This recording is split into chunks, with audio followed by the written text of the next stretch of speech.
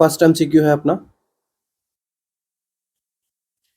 A 2-year-old child is receiving total parental nutrition, वो भी कैसा, टेम्परेरी वाला, थ्रो ए सेंट्रल वेनस लाइन। ठीक है, कौन सी लाइन से ले रहा है ये ध्यान में रखना, सेंट्रल वेनस लाइन से। This is the first day of TPN therapy, TPN therapy का आज पहला दिन है।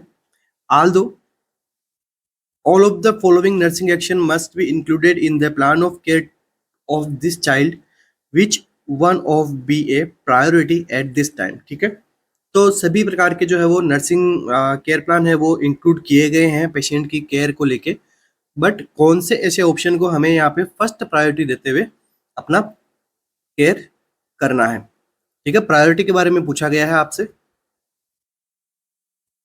ऑप्शंस देखिए, use aseptic technique during dressing changes, maintain central line catheter integrity, monitor serum glucose level, या फिर check result of liver function test.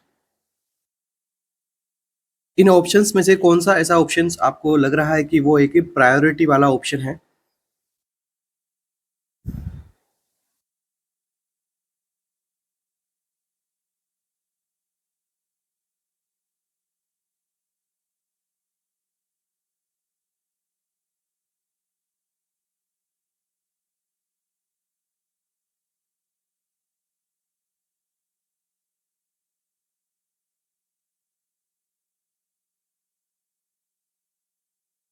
देखो हमारे यहाँ पे ऑप्शंस वगैरह है वो सभी करेक्ट है, मगर प्रायोरिटी के बारे में पूछा है आपसे, तो यहाँ पर जो है वो प्रायोरिटी जो रहेगी वो रहेगी। और साथ में आपको क्या ध्यान में रखना है कि आज डे कौन सा है, फर्स्ट डे, ऐसा नहीं कहा फोर्थ डे हो गया, फिफ्थ डे हो गया। तो देखिए इस एमसीक्यू का अपना जो आंसर रहेगा वो रहेगा option number C, monitor serum glucose level. क्यों करना है?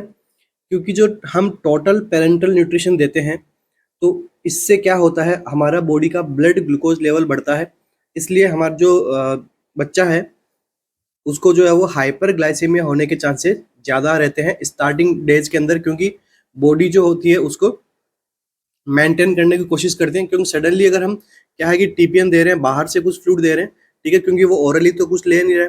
जब हम टीपीएन देते हैं इसके अंदर होता क्या है, प्रोटीन, फैट एंड कार्बोहाइड्रेट्स और विटामिन्स वगैरह होता है। ठीक है, तो इनसे जो है वो सबसे ज़्यादा क्या रहता है इसके अंदर, कार्बोहाइड्रेट, तो ज़्यादा वहाँ पे शुगर मिलती है पेशेंट को। तो हमारा प्रायोरिटी क्या रहेगा, मॉनिटर सीरम ग्लूकोज लेवल। इसके बाद में देखिए असेप्टिक टेक्निक वगैरह ये सारी हमें चीज़ें फॉलो करनी है, बट यहाँ पे हमसे पूछा गया था प्रायोरिटी बेसिस, तो अपना आंसर क्या रहेगा, ऑप्शन नंबर थर्ड। तो देखिए कुछ 2-3 एमसीक्यूज हम पढ़ेंगे टीपीएन को लेके। मीनिंग क्या होता है, administration,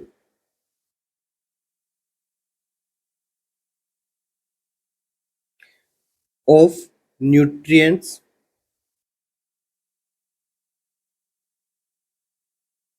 by central line and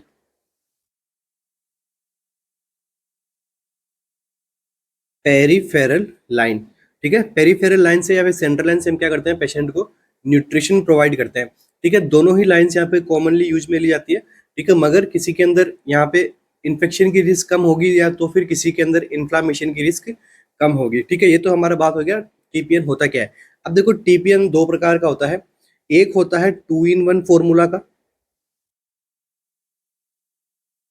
2-in-1 formula से क्या मीनिंग समझते हो आप, कि यहाँ पे ओनली दो कंपोनेंट ही यहाँ पे प्रेजेंट रहते हैं।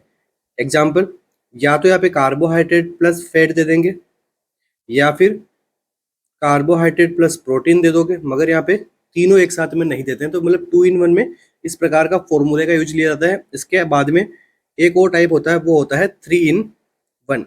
3-in-1 के अंदर क्या देखने को मिलता है, कार्बोहाइड्रेट, फैट एंड प्रोटीन। ठीक है, एक बैग आता है टीपीएन करके, ठीक है, उसके अंदर इतना यहाँ पे कंपोनेंट अलग अलग होते हैं, इनको बाद में दबा के हमें मिक्स करना होता है, अच्छे से इनको मिक्स करना होता है ताकि इसके अंदर किसी प्रकार के कोई क्लॉट वगैरह ना हो। तो ये तो हो गए सुपरफिशियली बातें होगी टीपीएन को लेके। नेक्स्ट हम बात करते हैं कि कौन कौन सी वेन्स को काम में लेंगे। सबसे पहले अपन देख लेते हैं सेंट्रल लाइन के अंदर। सेंट्रल लाइंस के अंदर हम जो वेन को काम में लेते हैं वो यहाँ पे क्या देखने को मिलेगी,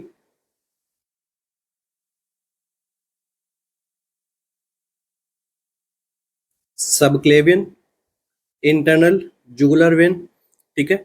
अब इन जो सेंट्रल लाइन से अपन जब फ्लूइड देंगे तो मोस्ट प्रोबेबली ये जो टीपीएन जो है वो कैसा रहेगा, हाइपरटोनिक।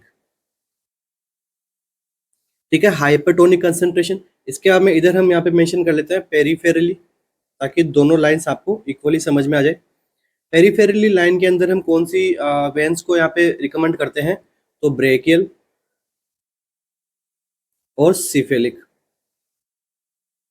इन दो वेन्स को यहाँ पे काम में लेते हैं। और यहाँ पर जो फ्लूइड रहता है वो रहता है लो हाइपरटोनिक। ठीक है, यहाँ पर जो फ्लूइड रहेगा वो कैसा रहेगा, लो हाइपरटोनिक रहेगा, क्योंकि पेरिफेरली लाइन जो होती है उनके अंदर क्या हो सकता है, इन्फ्लामेशन ज्यादा होने के चांसेस रहते हैं। ठीक है, इन्फ्लामेशन ज्यादा होने के चांसेस रहते हैं। ठीक है, और सेंट्रल लाइन के अंदर जो है वो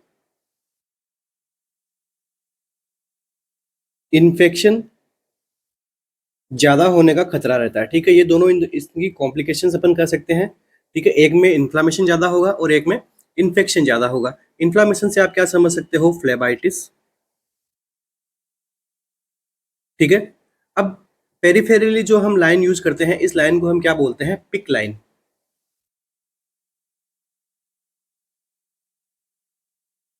पिक लाइन। अब देखिए एग्जाम में एक बार इस लाइन का फुल फॉर्म पूछा गया था, अभी एसजीपीजीआई के अंदर ही शायद। क्या क्या था इसका फुल फॉर्म, पेरिफेरली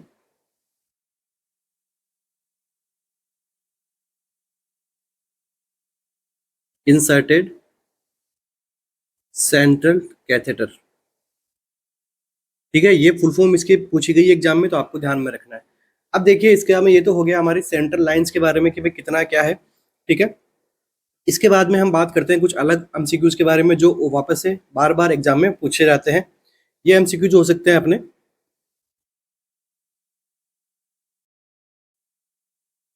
तो देखिए फर्स्ट एमसीक्यू कि कभी भी जो है टीपीएन के सॉल्यूशन को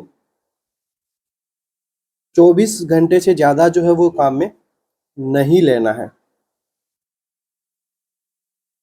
second, keep always refrigerator. Third one, जब अपन टीपीएन रेफ्रिजरेटर से बाहर निकाल लेते हैं तो इसको 30 to 60 मिनट के अंदर अंदर हमें इसको क्या करना चाहिए, स्टार्ट द ट्रांसफ्यूजन।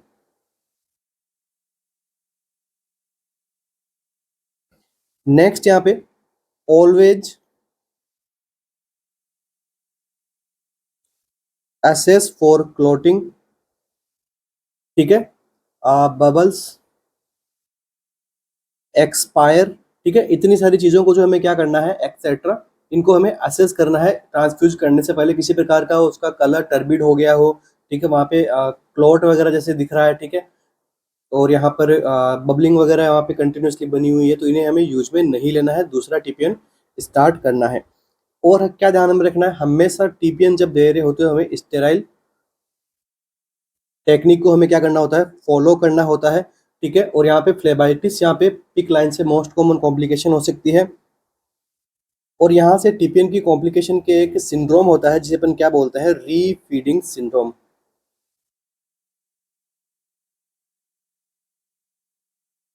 ठीक है, रीफीडिंग सिंड्रोम के अंदर क्या देखने को मिलता है, इलेक्ट्रोलाइट्स का इम्बेलेंस देखने को मिलता है। ठीक है, ये एक बार एम्स में भी पूछा गया आपको। ठीक है, तो ये कुछ एमसीक्यूज हैं जो टीपीएन से रिलेटेड आपको बार बार पूछे जाते हैं। इसके बाद में देखिए और क्या एमसीक्यू बन सकता है।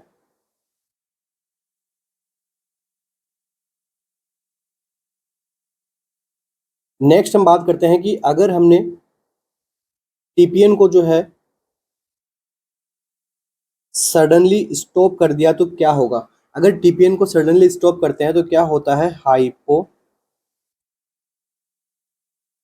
हाइपोग्लाइसीमिया होगा, इसलिए टीपीएन को कभी भी सडनली स्टॉप नहीं करना है। फॉर एग्जांपल आपको हेल्थ केयर प्रोवाइडर ने बोल दिया कि 12 पीएम पे जो क्या करना है, टीपीएन को स्टॉप करना है, ठीक है। तो ऐसा नहीं कि आप 12 पीएम पे जाके सडनली उसको स्टॉप कर दोगे। अगर अपन सडनली स्टॉप करते हैं तो क्या होता है, हाइपोग्लाइसीमिया। इसको प्रिवेंट करने के लिए हमें क्या करना चाहिए, टैपरिंग, टैपरिंग द टीपीएन, ठीक है। हमें टीपीएन को जो है वो ग्रेजुअली स्लो करना होता है, जिससे हाइपोग्लाइसीमिया के रिस्क से बचा जा सके। और after the stop, after discontinue,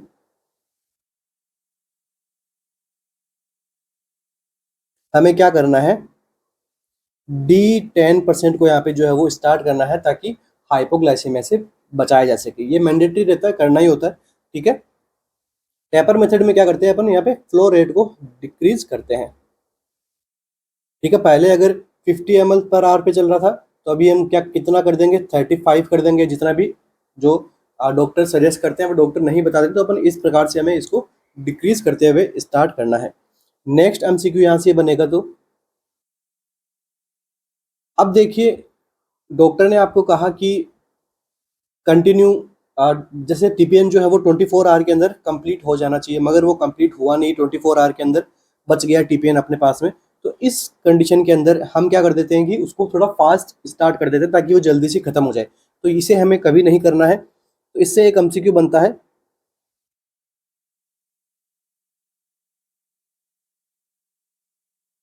never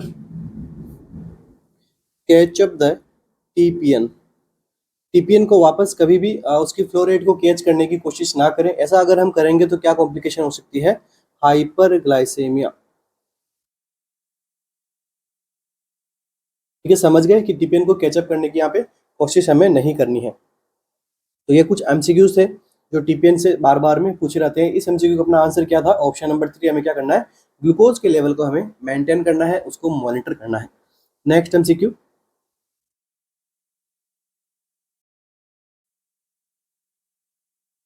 a client has corrective surgery for a bladder laceration, ठीक है। ब्लैडर लेसरेटेड हो गया था, तो उसको वापस करेक्ट किया गया है उसको। What nursing intervention takes priority during this client's post operative period? तो यहाँ पे कौन से नर्सिंग इंटरवेंशन को जो है वो प्रायोरिटी पर रखा जाना चाहिए पोस्ट ऑपरेटिव पीरियड के अंदर, turning frequently, rising side rail on the bed, providing range of motion exercise, या फिर massaging the back 3 times a day। Back massage देनी है उसको दिन में 3 बार। क्या रहेगा आंसर,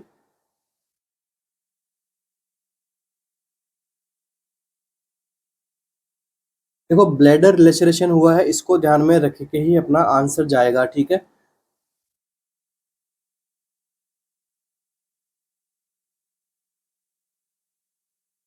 तो देखिए इसका जो आंसर रहेगा अपना, वो रहेगा ऑप्शन नंबर 1, ठीक है। हमें क्या करना है, क्लाइंट को जो है वो फ्रिक्वेंटली टर्न करते रहना है, क्लाइंट की पोजीशन को फ्रिक्वेंटली हमें चेंजेस करते रहना है। तो ये क्या क्यों करेगा, क्यों करना है हमें, ताकि क्या हो सके, urinary drainage, to promote the urinary drainage, ठीक है। यूरिनरी ड्रेनेज को प्रमोट करेगा। साथ साथ में क्या होगा, और यहाँ पे क्या इफेक्ट पड़ेगा, यहाँ पे ग्रेविटी भी प्रमोट करेगी यूरिनरी ड्रेनेज को। Gravity also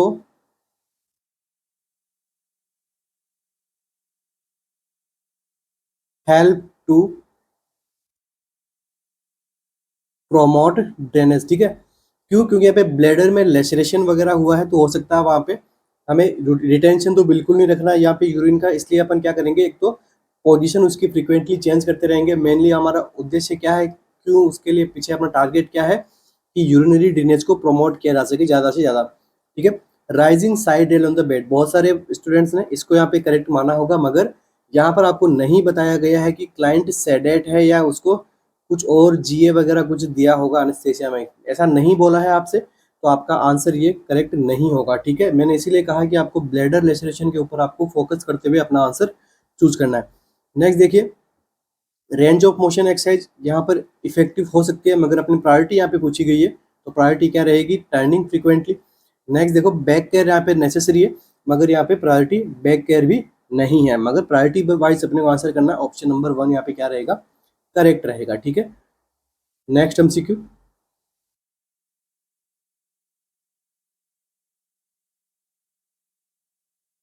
a client was treated with radium implant for the cancer of the cervix. ठीक है, रेडियम इम्प्लांट किया गया है, कैंसर है किसका, सर्विक्स का।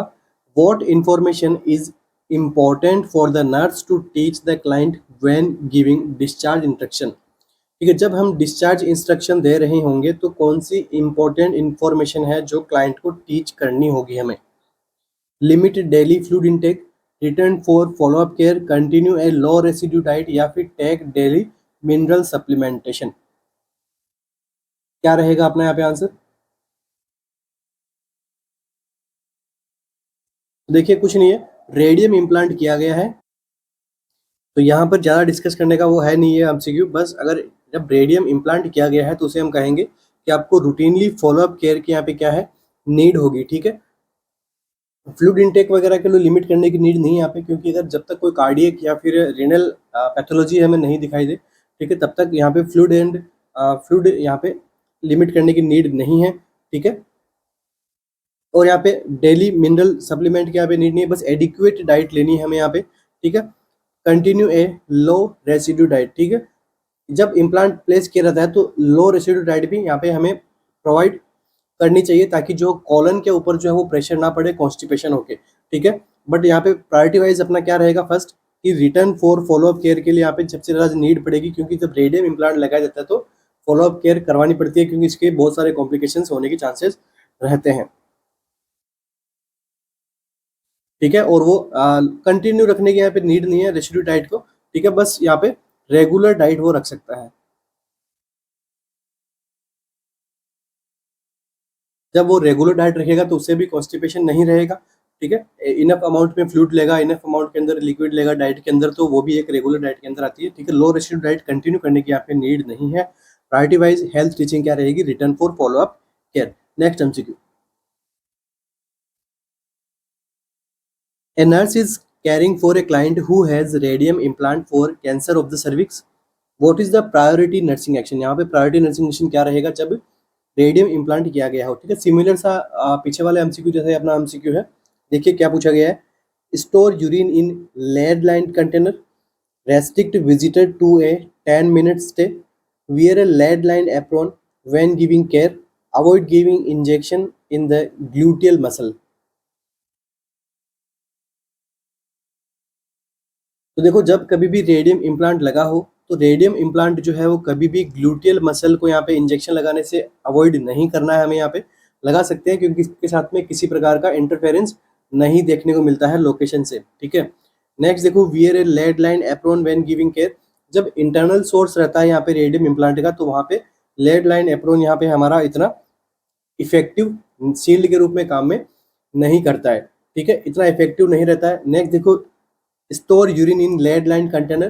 तो यूरिन जो है वो यहाँ पर रेडियो एक्टिव नहीं होता है। ठीक है, इस कंडीशन के अंदर। ठीक है, अपना आंसर क्या रहेगा, ऑप्शन नंबर बी, रेस्ट्रिक्ट करना है विजिटर को ताकि उनको एक्सपोजर ना हो रेडिएशन का। ठीक है, प्रायोरिटी आंसर क्या जाएगा कि जो विजिटर्स है उनको यहाँ पे लिमिट करना है और उनको रेस्ट्रिक्ट करना है ज़्यादा टाइम से मिलने से। ठीक है, इसको अगर हम, ठीक है, 10 मिनट से ज़्यादा उनको मिलने से रेस्ट्रिक्ट करना है। ठीक है, ताकि उनको रेडियम का एक्सपोजर ना रहे कंटिन्यू। Next MCQ.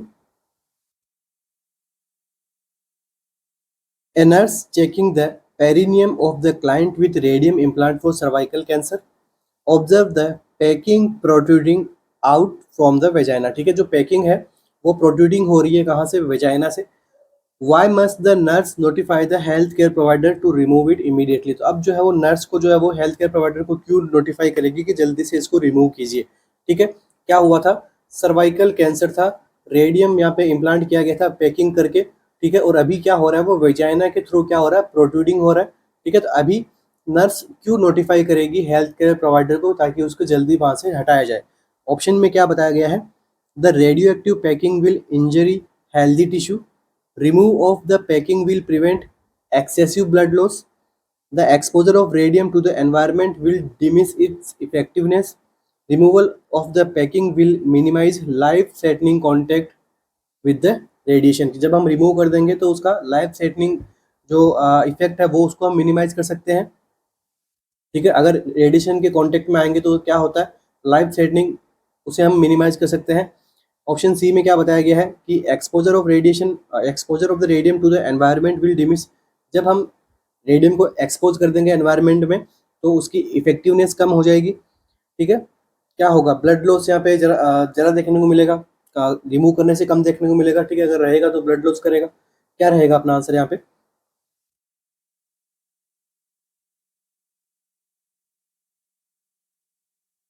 तो देखिए, रेडियम इम्प्लांट को हमेशा कैसे पैक करके ही यहाँ पे जिस जगह पे कैंसर है वहां पे हमें प्लेसमेंट करना होता है। तो ऑब्वियस सी बात है, जहां पर कैंसर होगा तो वहां पर तो क्या हो रहा है, अब नॉर्मल सेल ग्रोथ हो रही है। इसके लिए तो रेडियम इम्प्लांट काफ़ी इफेक्टिव रहेगा, ताकि इन अबनॉर्मल सेल ग्रोथ को वो कंट्रोल करेगा। मगर जब वो अपने प्लेसमेंट से हटेगा तो लाइक यहाँ पे क्या हो रहा है, वेजाइना के थ्रू वो बाहर आ रहा है। वेजाइना में तो क्या है, कैंसर थोड़ी है, वेजाइना में तो हेल्दी टिश्यू है। तो वो क्या करेगा, उन हेल्दी टिश्यूज को भी क्या करेगा, इंजर्ड कर सकता है रेडियम, रेडिएशन के द्वारा। इसलिए अपना आंसर क्या रहेगा करेक्ट, ऑप्शन नंबर 1। इसीलिए हम क्या करेंगे, उसको रिमूव करवाएंगे इमीडिएटली। Next MCQ.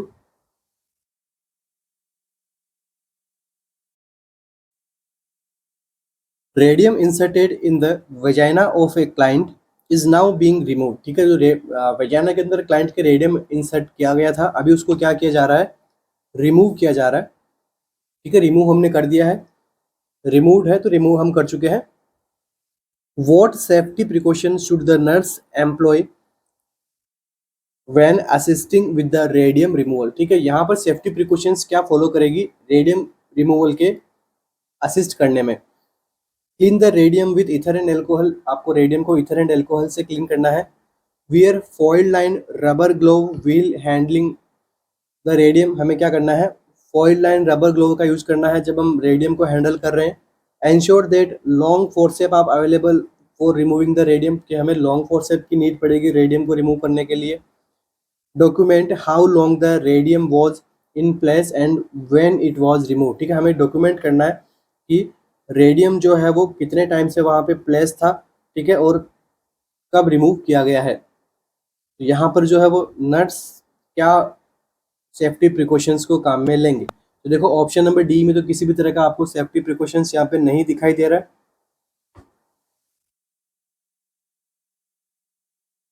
क्या रहेगा अपना आंसर?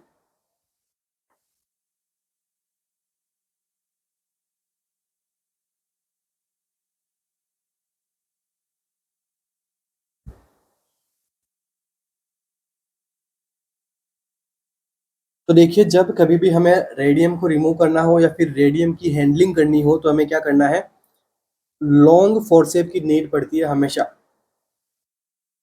ताकि जो लॉन्ग फोर्सेप से जो हमें जो डिस्टेंस मिलेगा वो क्या करेगा, हमारे लिए लिमिट कर देगा रेडिएशन के एक्सपोजर को। ठीक है, इसलिए अपना थर्ड आंसर यहाँ पे क्या रहेगा, करेक्ट रहेगा।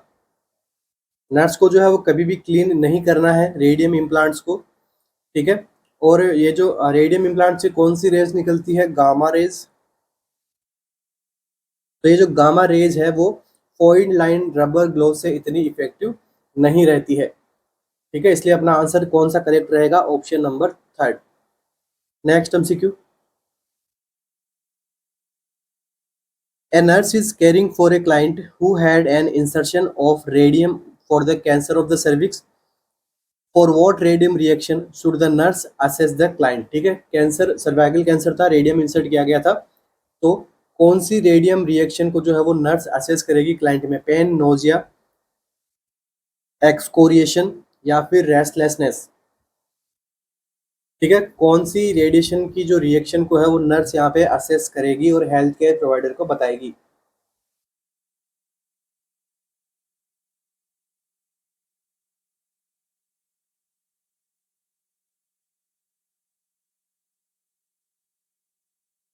तो देखो, जब रेडियम रिएक्शन हो रही है तो अपन यहाँ पे समझ सकते हैं कि वहाँ पे क्या हो रहा है, टॉक्सिक इफेक्ट हमें मिल रहा है। तो टॉक्सिक इफेक्ट जब आएगा तो पेशेंट को क्या फीलिंग होगी, पेन की। ठीक है, तो अपना आंसर क्या रहेगा अपने यहाँ पे करेक्ट, पेन। ठीक है। नेक्स्ट देखिए नोजिया एंड एक्सकोरिएशन, ये तो क्या है, इसके एक्सपेक्टेड साइड इफेक्ट है।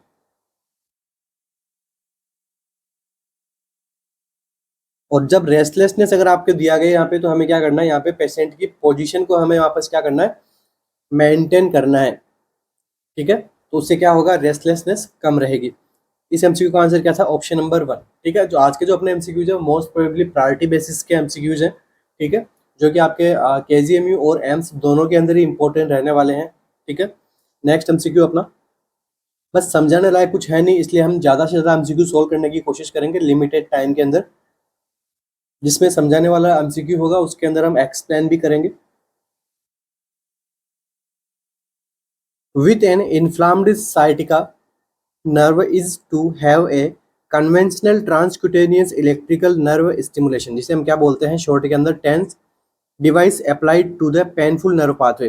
देखो जब साइटिक नर्व जो है वो इन्फ्लाम्ड हो गई है, उसके लिए क्या फॉलो किया गया है, टेंस को हम यहाँ पे यूज में लेते हैं। क्यों लेते हैं, ताकि जो नर्स जो उसका पेनफुल जो पाथवे है उसके ऊपर हमें इसको क्या करना होता है, अप्लाई करना होता है।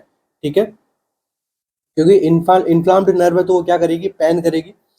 When operating the TENS unit, जब अगर हम टेंस यूनिट को ऑपरेट कर रहे हैं, विच नर्सिंग एक्शन इज अप्रोप्रिएट, तो कौन सा नर्सिंग एक्शन जो है वो अप्रोप्रिएट रहेगा इस जगह पे। देखिए maintain the setting program by the health care provider, इसके अंदर जो क्या है, टेंस की जो सेटिंग प्रोग्राम है उसको हेल्थ केयर प्रोवाइडर से मेंटेन करवाइए। Turn the machine on several times a day for 10 to 20 minutes. ठीक है, जो मशीन को जो है वो क्या करना है, टर्न ऑन करना है उसको सेवरल टाइम्स ए डे, कई बार करना है। और कितने टाइम के लिए करना है, 10 to 20 मिनट्स के लिए।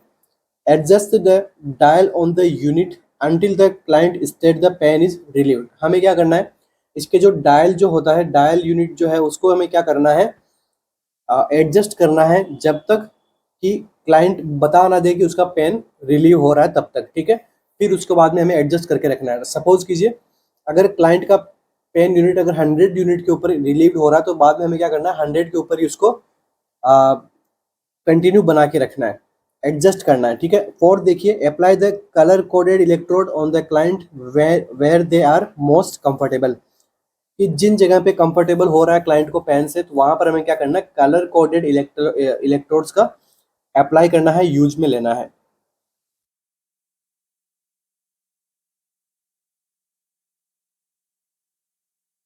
ठीक है, टेंस का अगर हम यूज कर रहे हैं तो ये किसके लिए कर रहे हैं और क्या इसका यूज रहेगा, क्या इसका आंसर रहेगा, ये आपसे पूछा गया है।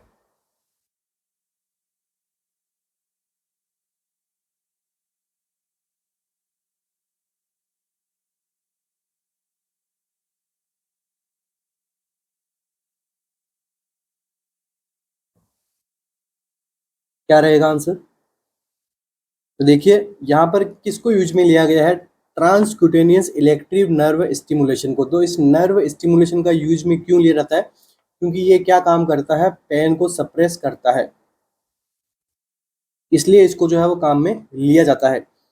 तो यहाँ पर मोस्ट क्या पूछा गया है, विच नर्सिंग एक्शन इज अप्रोप्रिएट, यहाँ पर कौन सा नर्सिंग एक्शन अप्रोप्रिएट है। तो देखिए सबसे पहले हम बात करते हैं करेक्ट आंसर की, तो इसके अंदर अपना आंसर जो रहेगा वो रहेगा ऑप्शन नंबर 3। ठीक है, adjust the dial on the unit until the client stay pain is relieve, जब तक क्लाइंट ना बोले कि उसका पेन रिलीव हुआ है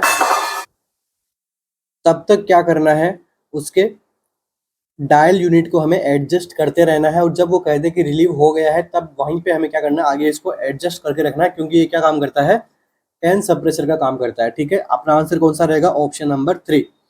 इसके बाद में देखिए सेकंड यहाँ पे आंसर जो करेक्ट रह सकता है वो रह सकता है क्या। ठीक है, एग्जाम में अगर एमसीक्यू आएगा तो ऑप्शन करे कौन सा करेक्ट रहेगा, ऑप्शन नंबर 3 एग्जैक्ट 100% यही करेक्ट रहेगा। इसी के सिमिलर जो थोड़ा करेक्ट है वो क्या है, turn the machine on several times a day 10 to 20 minutes. ठीक है, तो देखो अगर एक बार में पेन रिलीव हो जाता है और अगर डॉक्टर बता दे कि भाई हाँ पेन एक बार पेन रिलीव हो गया, तो कुछ टाइम बाद हम उसको स्टॉप बंद कर देते हैं अगर मशीन को, तो उस टाइम पीरियड के अंदर उस सिनेरियो के अंदर अपना ऑप्शन कौन सा करेक्ट हो सकता है, दूसरे नंबर वाला, क्योंकि जब पेन होगा तब इसको स्टार्ट कर दो, पेन रिलीफ हो गया बंद कर दो। मगर ये तब होता जब एक सिनेरियो अलग से बना था। मगर इस एमसीक्यू का आंसर क्या रहेगा, ऑप्शन नंबर 3। नेक्स्ट देखिए क्या बताया गया है, ऑप्शन नंबर 4 की यहाँ पे apply colour coded electrode on the clients where they are most comfortable. तो यहाँ पे कलर कोडेड इलेक्ट्रोड को मोस्ट कंफर्टेबल जगह पे अप्लाई नहीं करते हैं, मोस्ट पेनफुल जगह पे अप्लाई किया जाता है। ठीक है, कंफर्टेबल में नहीं करेंगे, पेनफुल जगह पे इसको हम अप्लाई करते हैं। अगर ये आपसे एमसीक्यू पूछते हैं, इस प्रकार का अपना यहाँ पे आंसर रहेगा।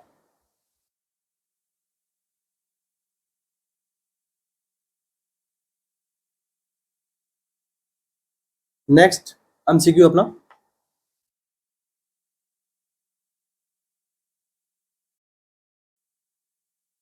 After abdominal surgery a client reports pain. ठीक है, एब्डोमिनल सर्जरी हुई है, क्लाइंट क्या रिपोर्ट कर रहा है, पेन को। What action should the nurse take first. अब इस कंडीशन के अंदर नर्स जो है वो कौन सा एक्शन सबसे पहले लेगी? Reposition the client, obtain the client vital sign, administer the prescribed analgesic, determine the characteristic of pain।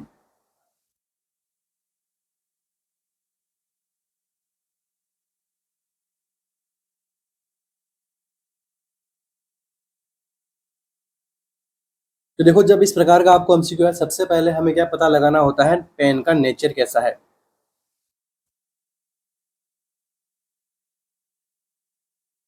ठीक है, क्या रहेगा कि पेन का नेचर कैसा है। तो ऑप्शन नंबर 4 आपको बताएगा, डिटरमाइन करना है हमें कि कैरेक्टरिस्टिक कैसा है पेन का नेचर कैसा है, कि भाई अगर वो जो पेन हो रहा है वो सर्जरी से रिलेटेड तो नहीं है। ठीक है, अगर सर्जरी से कॉम्प्लिकेशन हो गई या फिर इंटरनल ब्लीडिंग होगी, उसकी वजह से पेन हो रहा है, तो हमें असेस करना है, डिटरमाइन करना, उसके बाद में बाकी के ऑप्शंस को हमें फॉलो करना है। ठीक है, करने हमें चारों हैं, मगर प्रायोरिटी किसको देंगे? फर्स्ट हम सबसे पहले किसको करेंगे? Determine the characteristic of the pain. Next MCQ, चलिए उसी के आगे एक नेक्स्ट एमसीक्यू, जो लास्ट एमसीक्यू था उसी के ही आगे उसी प्रकार का एक और MCQ. A client report several severe pain 2 days after surgery, which initial action should the nurse take after assessing the character of pain. इससे पहले वाले एमसीक्यू में आप आंसर क्या था कि कैरेक्टर देखना पेन का कैसा है।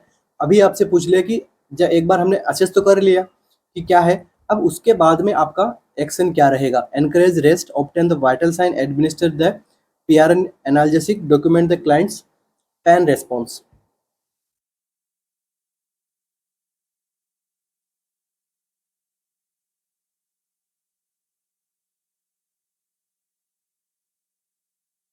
तो देखो, मोस्ट प्रायोरिटी अपना क्या रहेगा? वाइटल साइंस को हमें यहाँ पे क्या करना है? ऑब्टेन करना है। क्यों ऑब्टेन करना है? अगर हम ये भी तो कर सकते हैं, एडमिनिस्टर पीआरएन, कि भाई यहाँ पे जो एडमिनिस्टर की गई है, हमें बताई गई है कि कौन सी मेडिकेशन को यहाँ पे प्रोवाइड करनी है। ठीक है, उसे हम प्रोवाइड करवा दें, एनाल्जेसिक को अपन यहाँ पे प्रोवाइड करवा दें। जबकि वाइटल साइन को क्यों करेंगे? क्योंकि देखो, कई बार क्या होता है कि जो हमें क्या करना है, एनाल्जेसिक से एडमिशन से पहले हमें क्या करना है, वाइटल साइन को हमें डिटरमाइन करना नेसेसरी होता है। क्यों होता है? कि कोई मेडिकेशन का साइड इफेक्ट ना हो।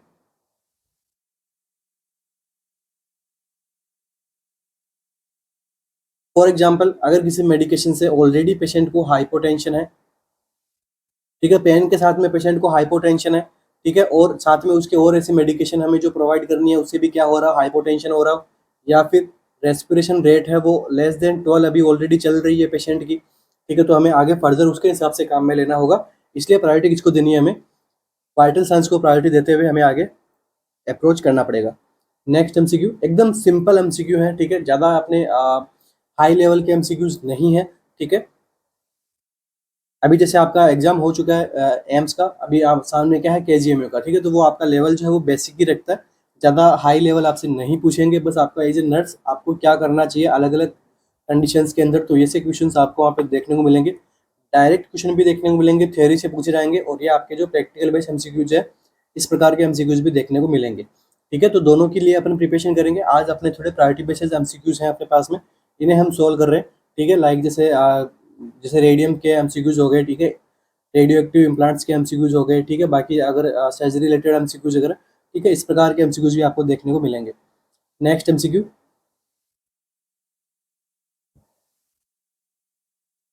ए nurse applies an ice pack to a client's leg for 20 minute. एक क्लाइंट के लेग पे जो है नर्स ने क्या किया, आइस पैक को अप्लाई किया। What clinical indicator help the nurse determine the effectiveness of the treatment. तो कौन सा क्लिनिकल इंडिकेटर हेल्प करेगा नर्स के कि भाई कितना ट्रीटमेंट जो है वो इफेक्टिव हुआ है उसके डिटर्मिनेशन के अंदर, ठीक है, उसके पता लगाने के लिए कि भाई जो आइस पैक है उसने कौन सा ऐसा एक्शन किया है जिससे नर्स को ऐसा लगेगा कि हाँ उसने इफेक्टिव एक्शन किया है। लोकल एनेस्थीसिया का action, peripheral vasodilation, depression of the vital sign, या फिर decrease viscosity of blood.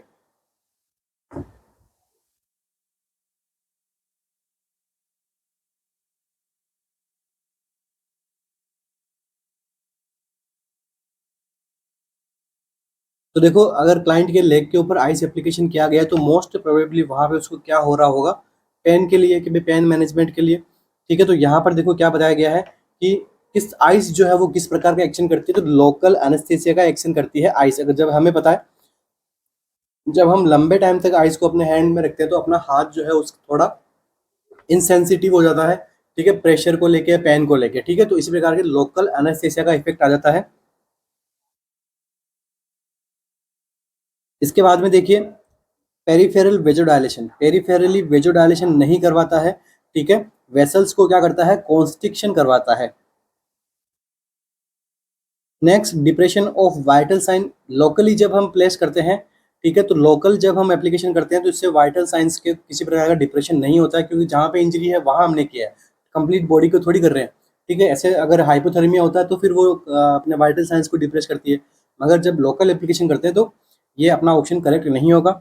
Decrease blood viscosity, local के अंदर ब्लड विस्कोसिटी भी यहाँ पे डिक्रीज नहीं होती है, ठीक है, यहाँ पे इसको अफेक्ट नहीं करती है, डायरेक्टली अफेक्ट नहीं किया जाता है। आंसर क्या रहेगा अपना, priority answer, first answer, best answer अपना क्या रहेगा, लोकल एनेस्थेटिक इफेक्ट रहता है, ठीक है, और ये एडिमा को भी ट्रीट करने के अंदर काम में आता है। चलिए नेक्स्ट एमसीक्यू अपना,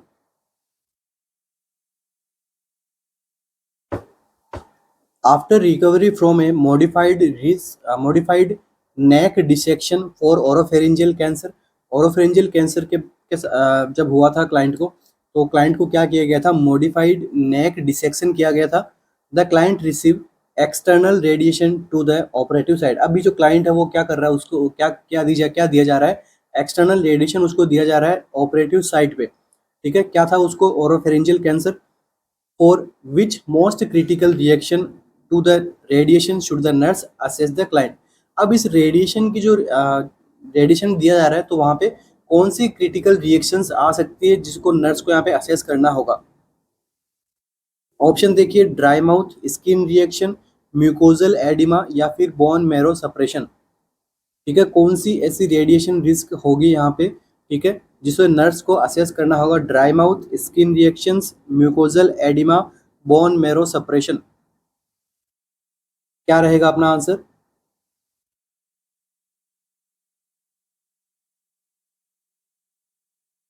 ठीक है, क्रिटिकल रिएक्शन से आप क्या समझ सकते हो, ऐसी रिएक्शन जो कैसी हो, लाइफ थ्रेटनिंग, ठीक है, लाइफ थ्रेटनिंग। क्रिटिकल किसे बोलेंगे अपन, ठीक है, इन्हीं चीजों को बोलेंगे जिनसे लाइफ के ऊपर क्या पड़े, इम्पैक्ट पड़े। क्या रहेगा answer.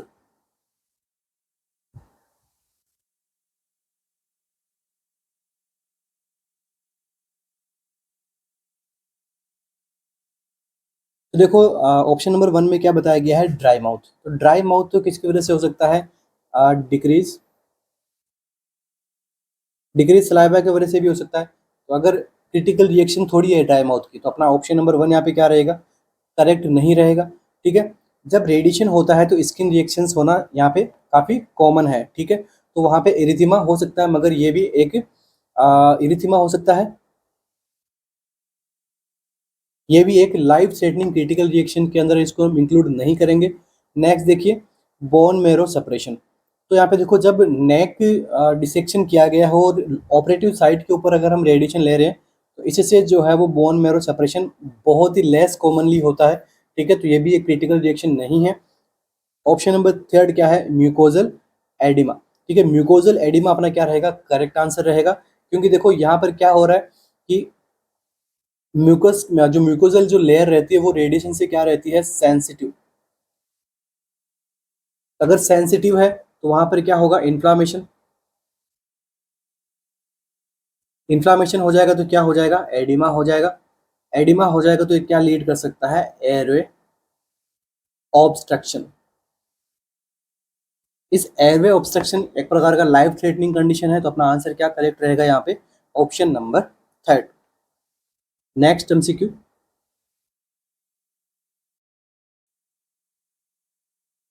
A nursery nurse is putting erythromycin ointment in the newborn's eyes to prevent infection।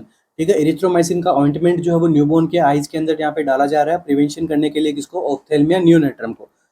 C place it in which of the following area of the eye. ठीक है, आई की कौन सी फॉलोइंग एरिया के अंदर उसको क्या करेगी, इरिथ्रोमाइसिन के ऑइंटमेंट को यहाँ पे प्लेस करेगी। क्या रहेगा अपना आंसर यहाँ पे, देखिए, upper eyelid, on the cornea, in the lower conjunctival sac, by the optic disc. क्या रहेगा अपना आंसर यहाँ पर,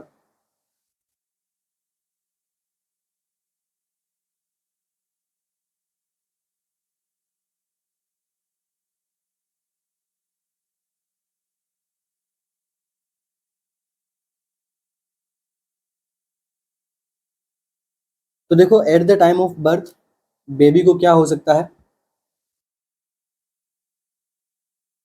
ऑफ्थेल्मिया नियोनेट्रम, या फिर इसे हम क्या कर सकते हैं, नियोनेटल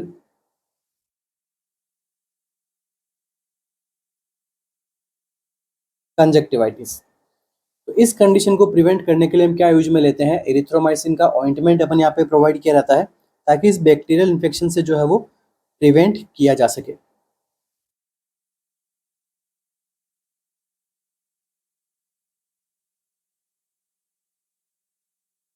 तो देखो कितना यहाँ पे काम में लेंगे, तो देखो ऑप्शन नंबर यहाँ पे करेक्ट रहेगा, वो रहेगा सी।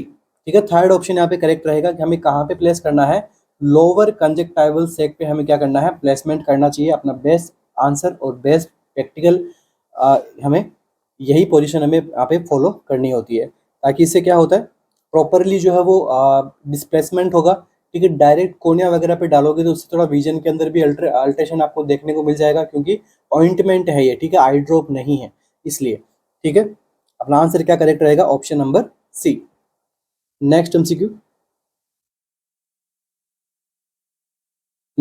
अपना, mister Bates is admitted to the surgical ICU following left adrenalectomy. एक पेशेंट है जिसको क्या किया गया है, लेफ्ट एड्रिनलेक्टोमी किया गया है, लेफ्ट एड्रिनल ग्लैंड को रिमूव कर दिया है। He is sleepy but easily aroused, वो स्लीपी रहता है मगर वो जल्दी से अराउज भी हो जाता है। And IV containing hydrocortisone is running, hydrocortisone उसको कंटिन्यू रनिंग किया जा रहा है। ठीक है, the nurse planning care for patient knows it is essential to include which of the following intervention at this time. ठीक है, कौन सा ऐसा इंटरवेंशन है जो नर्स यहाँ पे इंक्लूड करेगी। ठीक है, जब उसको क्या चल रहा हो, हाइड्रोकोर्टिसोन की थेरेपी उसको यहाँ पे कंटिन्यू चल रहा है, तो कौन सा नर्सिंग इंटरवेंशन को जो है वो, जो कि एक असेंशियल नर्सिंग इंटरवेंशन यहाँ पे इंक्लूड करेगी। ऑप्शन देखिए, monitor blood glucose level every shift to detect the development of hypo और हाइपरग्लाइसीमिया, कि भाई आपको एवरी शिफ्ट आपको क्या करना है, ब्लड ग्लूकोज लेवल आपको पता लगाना है कि भाई कम हो रहा है, ज़्यादा हो रहा है। Keep flat on the back with minimal movement to reduce the risk of haemorrhage following surgery. यहाँ पर क्या करना है आपको कि ब्लीडिंग से प्रिवेंट करना है, आपको हेमरेज होने से प्रिवेंट करना है, इसलिए पेशेंट को क्या कर दो, फ्लैट सुला दो। ठीक है, बैक पे। Administer hydrocortisone until vital sign stabilise, then discontinue the IV. Hydrocortisone इसलिए एडमिनिस्टर करेंगे अपन ताकि उसके वाइटल साइन को स्टेबलाइज किया जा सके, उसके बाद में उसको डिसकंटिन्यू कर देंगे। फोर्थ क्या है, teach patient how to care for his wound since he is at high risk for developing post operative infection. हम क्या करेंगे, पेशेंट को टीच करेंगे कि भाई किस प्रकार से आपको वुंड को जो है वो क्लीन रखना है। ठीक है, क्योंकि वो कहाँ है, अभी हाई रिस्क पे है कि भाई पोस्ट ऑपरेटिव इन्फेक्शन उसको होने की संभावना ज़्यादा है उसको। ठीक है, क्या आंसर यहाँ पे करेक्ट रहेगा,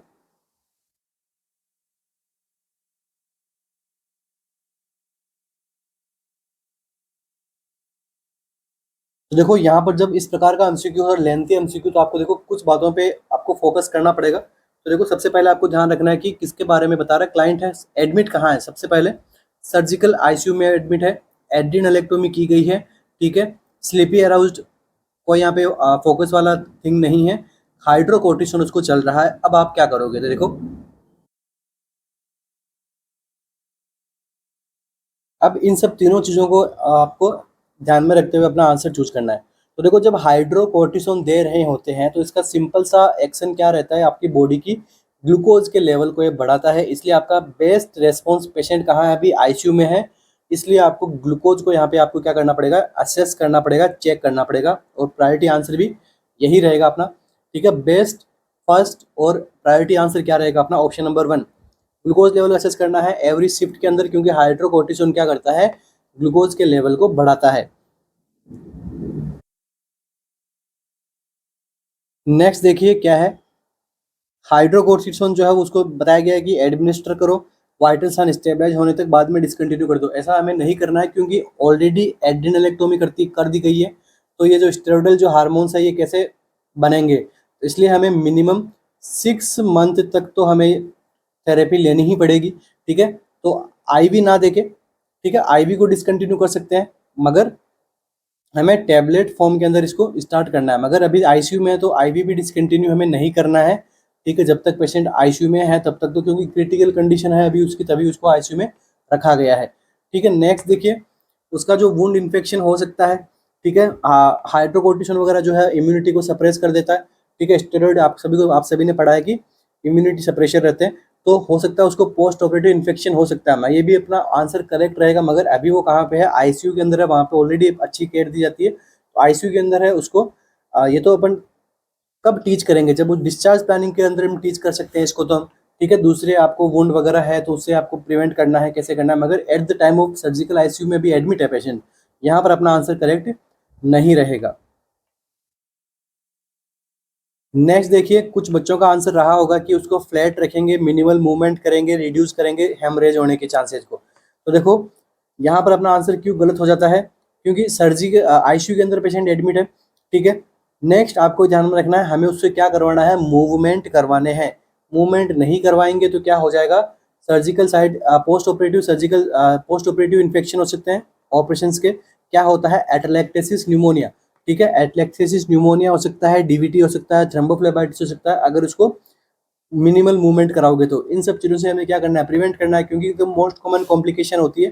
ठीक है, किसी भी सर्जरी को लेकर अगर हम लंबे टाइम तक बेड रेस्ट देंगे तो सारी प्रॉब्लम्स अराइज हो सकती है। इसलिए आपका आंसर क्या करेक्ट रहेगा, ऑप्शन नंबर 1, और बाकी ये क्यों करेक्ट नहीं रहेंगे ये भी हमने देख लिया अच्छे से।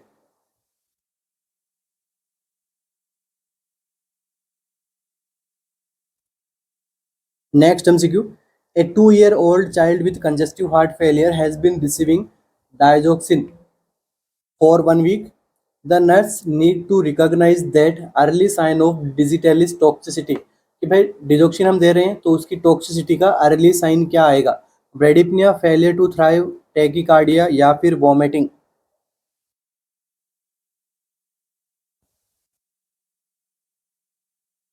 क्या रहेगा अपना आंसर।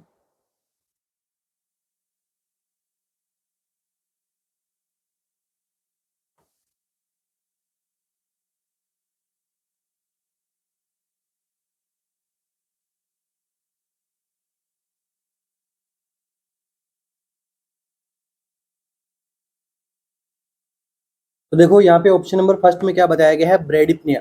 तो डिजिटलिस के कभी भी ब्रेडिपनिया नहीं होता है, क्या होता है, ब्रेडिकार्डिया। ठीक है, हार्ट रेट को क्या करती है, कम करती है, बहुत बार ऐसा एमसीक्यू आपको देखने को मिला होगा, तो ब्रेडिकार्डिया होता है। ठीक है, ब्रेडिपनिया नहीं होता है। अर्ली साइन क्या रहेगा टॉक्सिसिटी का, नोजिया, वोमिटिंग, तो अपना आंसर क्या रहेगा अपना यहाँ पे, vomiting. Vomiting is the early sign. देखो ये कौन सी कैटेगरी की ड्रग होती है, तो कार्डियक ग्लाइकोसाइड। और कौन से प्लांट से ली जाती है, तो डिजिटलिस। इसके अंदर काम में आती है कंजेस्टिव हार्ट फेलियर के ट्रीटमेंट के अंदर। ठीक है, एट्रियल फिब्रिलेशन के अंदर भी काम में ले सकते हैं, सुपरा वेंट्रिकुलर टेकिकार्डिया के अंदर भी काम में ले सकते हैं।